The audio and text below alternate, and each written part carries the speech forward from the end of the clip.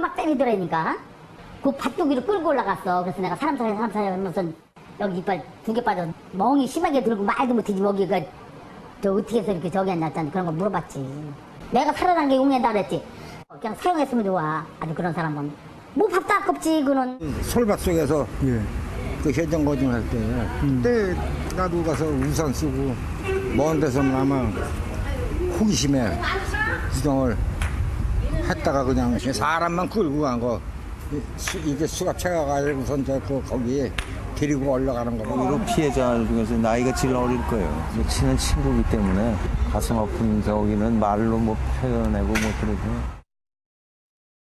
화성 사건의 용의자 이 씨, 이 사람을 추적해 보니까 손수호 변호사님, 이게 사건을 통해서 원을 한번 그려봤는데 원의 정가운데서 살고 있었어요. 그렇습니다. 본적지도 역시 마찬가지였는데요. DNA가 검출됐고 또 누구인지 특정을 했습니다. 그런데 그것만 가지고는 좀 부족한 측면들이 있어요, 일부. 물론 과학적으로는 가능성이 매우 높습니다만 따라서 그 인물이 어디에서 태어났고 그 인물이 어디에서 생활했고 또한 당시에 연쇄적으로 살인사건이 발생했을 때 어디에서 무엇을 했고 그 주변에 누가 있었는지 그 당시에 누구와 함께 생활했고 그 사람의 행적을 용의자의 행적을 누가 알고 있는지 이것 등을 다 조사를 해야 되는 상황이고요. 경찰들이 그걸 다 확인한 거죠. 그랬더니 전 굉장히 더욱더 놀랍게도 당시 이 용의자가 화성에 있었다. 그리고 또 본적지도 화성이다. 또한 화성에서 초등학교, 중학교를 나왔고 또한 근처에는 공장에서 일도 했다. 결혼까지 다 했어요. 그렇습니다. 당시에 또 화성 인근에 지금 이 용의자를 잘 알고 있는 용의자들도 관련자들도 많이 거주하고 있다. 그렇다면 단순한 그런 과학적인 증거에 더해서 추가적으로 이 사람이 이 용의자가 진범임을 보여주는 간접적인 그런 정황들은 더욱더 추가됐다고 볼 수 있습니다. 그 얘기는 이 동네에 대해서 모르는 데가 없다는 얘기하고 일맥상통하는 얘기입니다. 근데 신 기자님, 이게 파악이 되다 보니까 기자들이 이제 화성으로 다 내려갔어요. 이 사람에 대해서 물어봤을 텐데 저렇게 악랄한 범죄자의 모습은 아니더라고요. 또 얘기를 들어보면. 그러니까 이게 많이 이번 사건을 영화 살인의 추억으로 많이 기억하시는 분들이 많은데 거기서도 굉장히 착한 이미지의 배우가 이 용의자 역할을 맡았었는데 실제 몽타주도 그렇게 그 일반적인 범죄자와는 다른 모습이었었는데 실제 이제 이 이춘재라는 분을 기억하는 분들의 이야기는 굉장히 착했다. 뭐 이런 얘기를 많이 하고 굉장히 그러니까 확 두드러지진 않았지만 굉장히 평범한 학생이었고 다만 좀 친한 친구는 없어 보였다는 증언이 있긴 하지만 굉장히 착했고 또 하나는 보니까 동년배보다 한 살 나이가 많은 학교를 들어갔나 보더라고요.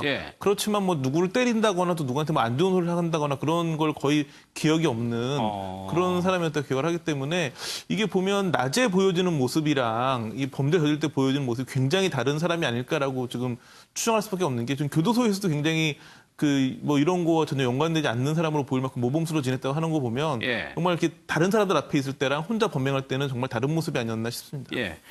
말씀하신 것처럼 부산교도소에 지금 수감돼 있는데 관계자들도 놀라고 있습니다. 얘기를 좀 한번 들어보도록 하겠습니다.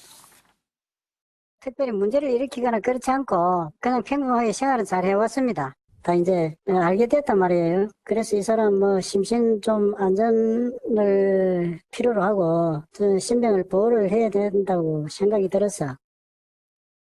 화성과 설령 무관하다 하더라도 처제를 살해한 혐의를 받고 있는 살해했기 때문에 굉장히 저기하다고 하는데 좀 최 의원님 좀 이해가 안 되는 게 본인이 처제를 살해했다라고 주변에 얘기를 한대요.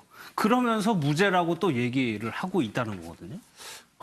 정상적인 심리 상태가 아닌 거죠. 그리고 정상적이면 저런 사건을 저지르지 않았겠죠. 그러니까 저런 심리 상태는 그야말로 뭐 프로파일러나 심리학자들이 분석할 것이겠지만은 여하튼 뭐 일반인들로서는 이해할 수 없는 행태를 보인다. 주변에서 이제 많이 앞서도 이제 친구들이랑 했던 사람들이 일상생활 할 때는 전혀 범죄자로서의 모습이 없었다. 그리고 교도소 내에서도 이 사람이 뭐 모범수로서 굉장히 교도소 내에서는 평가가 좋다는 거 아니겠습니까? 그러니까 범죄를 할 때의 심리 상태와 또 일상생활을 할 때의 심리 상태는 뭐 상당히 구분된다고 볼 수밖에 없을 것 같습니다. 그러니까 신 기자님 지금 뭐 수감 생활을 하고 있기 때문에 어떻게 지내는가도 보도가 나오는데 굉장히 글쎄요 편안하게 지낸다고 해야 될까요? 그 시설들이 좋았다면서요? 이 사람이 같이 있어요. 그러니까 이제 굉장히 한 24, 5년 정도를 지금 수감 생활을 하고 있는데 그러다 보니까 굉장히 그러니까 요즘 뭐 얘기는 이제 그 가석방을 위해 가지고 좀 그러고 있는 거 아니냐라고 얘기를 하지만 그러기에는 20몇 년 동안 이렇게 지내왔던 것 같고 그러니까 너무 오랜 기간 잘 지내다 보니까 보통은 8명에서 15명 쓰는 큰 방에서 함께 지내는데 1급 모범수여가지고 한 2-3명만 쓰는 작은 아무래도 좀 여러 명 있는 것보다는 편하겠죠, 지내기가. 그리고 냉난방이 되고 또 냉장고까지 있다고 하니까 굉장히 좋은 시설에서 지냈었다고 하는데 예. 지금은 지금은 이제 이번 일이 이제 그 알려지면서 그 교도소도 굉장히 좀 충격을 받았고 지금은 독방을 쓰고 있는데 좀 독방에도 방송 TV가 설치돼 있다고 하니까 아마 본인의 소식을 계속 본인도 접하고 있지 않을까 싶어 보입니다. 예, 나는 무죄다라고 주장을 하고 있는 사람이니까 김광선 경찰이 두 번째까지 조사를 했나 봐요. 여전히 부인하고 있다고 그러거든요. 그 본인은 뭐 부인할 수밖에 없겠죠. 특히 이 사건 자체가 공소시효 완성이 돼 있잖아요. 예. 어차피 본인도 이건 처벌받지 않는다는 걸 알고 있을 것이고.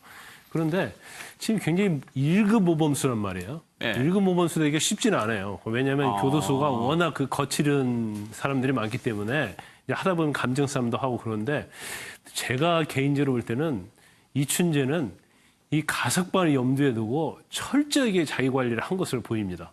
그래서 가석방을 목표에 그렇죠. 두고. 무기징역 선고받아도 이제 20년이 지나면 가석방 대상이 될 수 있거든요. 근데 다행히도 지금이라도 밝혀져서 그렇지 지금 24년째 지금 교도소에 수감 중이잖아요.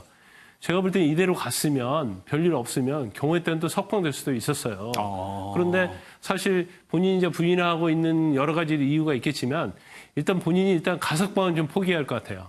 왜냐하면 네. 설사 재판을 받지 않고 DNA에서 이미 결과가 나왔기 때문에 교도소 자체도 심사를 하게 되면 가석방 대상에서 무조건 제외할 가능성이 크거든요. 그렇게 되면 과연 이춘재가 앞으로 계속적으로 교도소 생활을 하면서 이전과 다른 태도를 보일 수도 있죠. 나는 가석방 될 이제 기회가 없어졌기 때문에 이제 뭐 막 간다 이렇게 할 수도 있는 거고. 그러다 이제 뭐 일반적으로 교도소에서 이런 흉악범, 특히 이제 살인범 저지르고 들어가면 예. 교도소 안에서도 수감자끼리 굉장히 대우를 해줘요. 그래서 그래요? 누가 터치를 하지 않습니다. 감정 상하게 하지 않고 살인죄라는 엄청난 범죄를 저지르고 들어왔기 때문에 그래서 이제까지 정말 들어갔을 때부터 모범수로 살아왔다는 것 자체는 본인이 내면을 숨기면서 가석방에만 오로지 목표를 두고 생활을 했을 가능성이 크다. 근데 이후에 심리적으로 한번 흔들릴 수 있는 부분도 그렇죠. 있다는 말씀이시죠. 이수정 교수는 이 부분에 대해서 어떻게 보고 있는지 얘기를 좀 한번 들어보도록 하겠습니다. 무기수들은 뭐 재소자들 사이에서는 다 통용되는 진실이 20년쯤 지나면 가석방을 받을 수 있는데 더 살지 않을 것이다. 이런 기대들이 일상화돼 있는 곳이 이제 그 교도소란 말이죠. 이 가석방이 될 것을 기대하면서 사실 지금 이 사람이 1급 모범수라는 거거든요. 그렇죠. 또 이 사람이 가족도 아직 있습니다. 그러니까 아무래도 가족들에게 돌아갈 기대를 하지 않겠습니까? 그런데 지금 만약에 이 사건에 물론 처벌은 안 받는다 그래도 뭐 시인을 하게 되면 그냥 죽을 때까지 화성 연쇄살인범이라는 타이틀을 달고 살아야 되잖아요. 가석방하고는 영원히 뭐 작별이네요. 멀어질 수도 있는 거죠. 그렇기 때문에 지금 안 할 수밖에 없는 거 아닌가 그런 생각도 해봅니다. 그러니까 가석방은 그렇다 치더라도 손수없이 내가 그 낙인을 처벌도 안 받는 뭐 그런 뭐 혜택이라 할 거야 그런 게 있지만 그 낙인 찍어서 살 수는 없다라는 생각이 더 클 것 같아요. 그렇습니다. 지금 사실 좀 전에 그 전문가의 이야기를 저 듣기는 했습니다만 앞으로 어떻게 진행될지 사실 잘 가늠하기가 어려워요. 왜냐하면 초유의 일이기도 하고 그리고 또 전 국민이 본인을 주시하고 있다. 이것도 충분히 짐작할 만하거든요.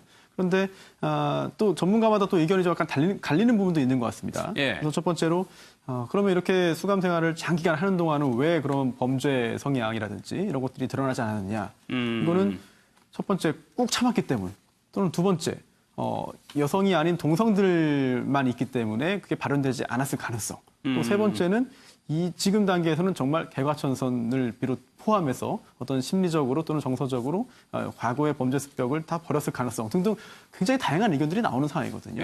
따라서 계속해서 부인을 할지 전격적으로 인정을 할지 여부도 모르겠고 또 앞으로 계속 어떻게 진행할지도 모르겠고 다만 여기서 굉장히 아쉬운 부분이 있어요. 공소시효가 이미 완성됐기 때문에 최종적으로 어떤 그 여론의 심판 또는 국민들의 정서적인 심판은 벌써 이루어진 것으로 보이는데요. 그렇죠. 다만 확정을 하고 확인을 하기 위해서는 법원의 유죄 판결이 필요합니다. 그런데 그 절차까지 갈 수도 없어요. 그렇죠. 그런 가능성이 사라진 상황이기 때문에 안타깝고 또 수사도 약간 안타까운 점이 있는데요.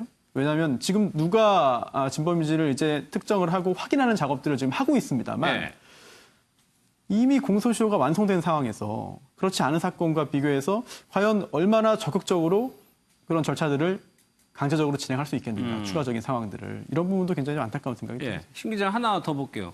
원래 혈액형이 B형으로 알려져 있었거든요. 근데 이 사람은 O형이라고 그래요. 근데 DNA, 글쎄, DNA가 더 강력한 증거긴 하니까 그거를 좀 더 인정을 봐야 될까요? 지금 봤을 때는 혈액형이 다르기 때문에 원래 B형이 아니기 때문에 이춘재를 범인이 아닌 걸로 봐야 하느냐, DNA를 더 신뢰 있게 봐야 되느냐인데 뭐 혈액형보다는 DNA가 훨씬 신뢰도가 높기 때문에 지금 봤을 때 객관적으로는 당시 증거를 모으는 과정에서 B형이 잘못된 게 아니었는가 확률이 크고 그 당시 이제 화성 그 수사본부에 있었던 전직 경찰분한테 여쭤봤더니 그분 얘기로는 그 당시 수사팀에서도 B형일 가능성이 높다고 봤을 뿐이었지 B형이 아닌 혈액형을 다 배제한 건 아니었다라고 좀 설명하고 있긴 하더라고요. 알겠습니다.